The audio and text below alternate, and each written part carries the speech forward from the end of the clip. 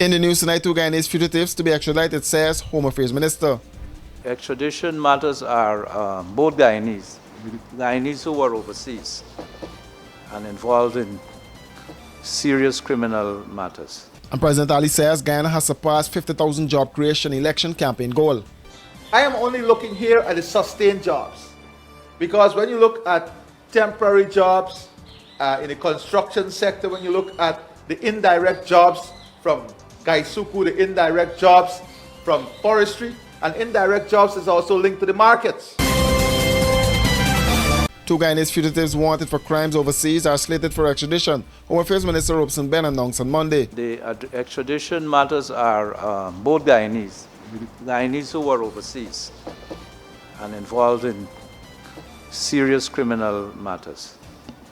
Speaking at his end-of-year press conference at the Ministry of Home Affairs on Brickdam, Ben noted that Guyana has extradition arrangements and agreements with several countries. I should say that we do have extradition arrangements and agreements with a number of countries. We are a full member of the Interpol, or DCLE is actively participating in Interpol issues. We do have at this time, I think 2 or 3 persons who will be, 2 persons for sure who will be extradited. And we look forward to the continuing partnership our country has through Interpol and also through bilateral arrangements and partnerships. This is working well. A number of investigations are on the way or near conclusion, but I have to say that we're very satisfied with our international relations in relation to crime fighting, crime management, and making sure that we are good neighbors and good partners, particularly with Suriname, with the Caribbean task forces in relation to crime issues and management. However, the minister did not disclose further details, including the identities of the fugitives or the country to which they will be extradited.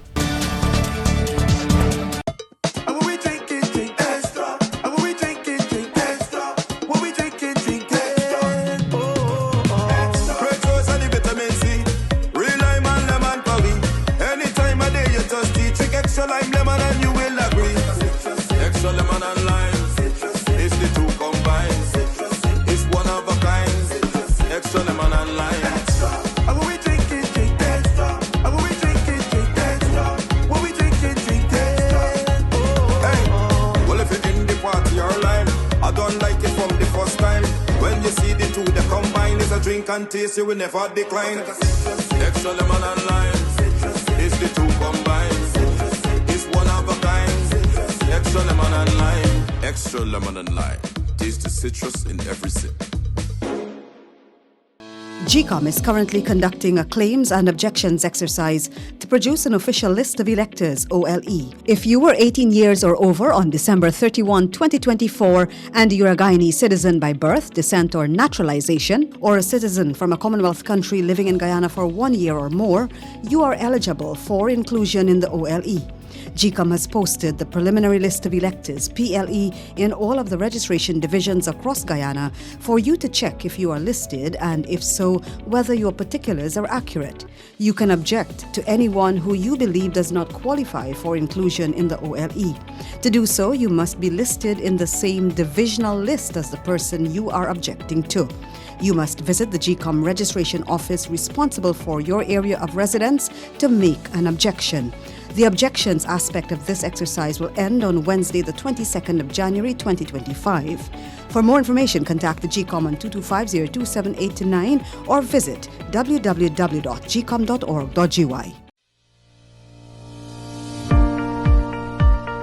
One of the things that would distinguish us from the other guys is our advancement in technology when it comes to security.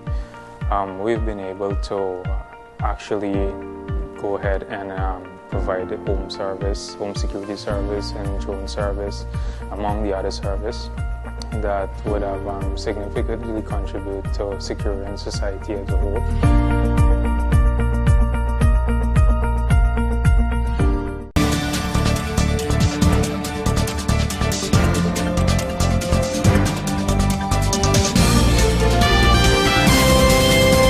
President Fanali announced that his administration has surpassed its ambitious goal of creating 50,000 jobs since taking office in 2020. Speaking during a live Facebook broadcast, Ali credited strategic policies and economic growth for the milestone achievement. I am only looking here at the sustained jobs, because when you look at temporary jobs in the construction sector, when you look at the indirect jobs from Gaisuku, the indirect jobs from forestry, and indirect jobs is also linked to the markets. You'll recall that many markets were shut down when Gaisuku was shut down. I'm not talking about those indirect jobs.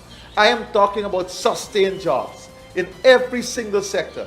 We have surpassed the target of 50,000 jobs, and we have been able to sustain more than 60,000 jobs. The construction sector, more than 29,000, 30,000 jobs. The forestry sector, more than 11,000. The oil and gas, more than 6,500. Tourism, more than 8,700. Mining, more than 5,000. Gaisuku rehired 2,000. Ali forecasts even greater job creation in the years ahead, emphasizing his administration's commitment to sustainable and inclusive growth. I am not even talking about the tens of thousands of additional jobs that we are already training people for, that we are investing in through the Tourism and Hospitality Institute, the new nursing schools. All of these things would add to the expansion of jobs in our economy. When you look at housing, Guyana, which has emerged as one of the fastest growing economies in the region, is attracting global attention for its economic potential. Washi.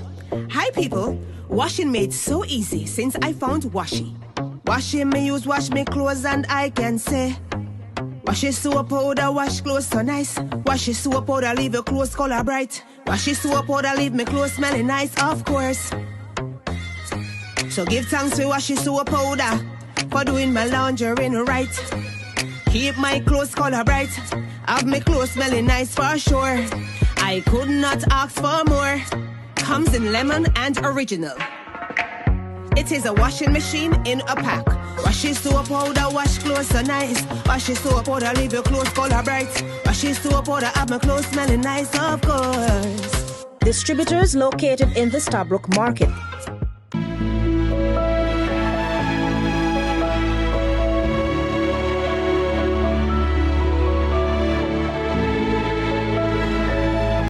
What are you doing? Igloo ice cream. You know it's good.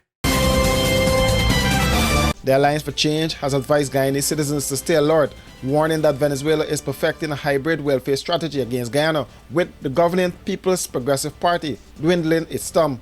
There is no doubt that Venezuela is calculatedly and systematically moving pieces in place for an eventual event, that is, the seizure and occupation of part of Guyana's land.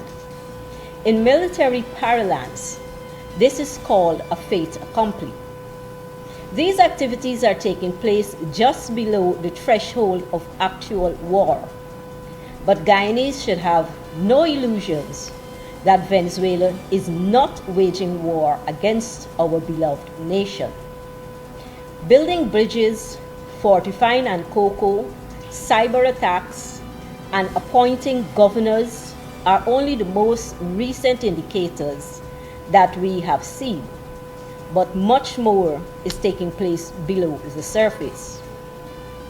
We are well advised to stay alert and to stay engaged with our international and strategic partners, as we are doing. In a statement, Party Executive Beverly Lord criticized the government for keeping opposition members of parliament in the dark about the issue. The party, she said, was calling for the immediate convening of the Foreign Relations Committee and the reconvening of the bipartisan Border National Security Committee to ensure that all hands are at work in the interest of Guyana.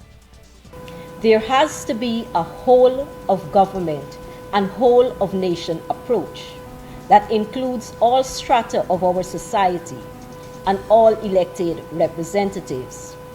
If the PPP believes that it can confront this sinister plot alone and exclude the ready, capable, and patriotic efforts of the parliamentary opposition, cat will eat our dinner. While the PPP parades and prances around to gain voter support, our neighbor to the west is not playing. The warning from the AFC comes as tension rise over Venezuela's ongoing territorial claim toward the Essequibo region. Last Tuesday, Venezuelan President Nicolas Maduro escalated the dispute by announcing elections to name a governor for the contested area, a move that has been formally rejected by Guyana. For these and other stories, do visit us at our website www.rdproductiongy.com.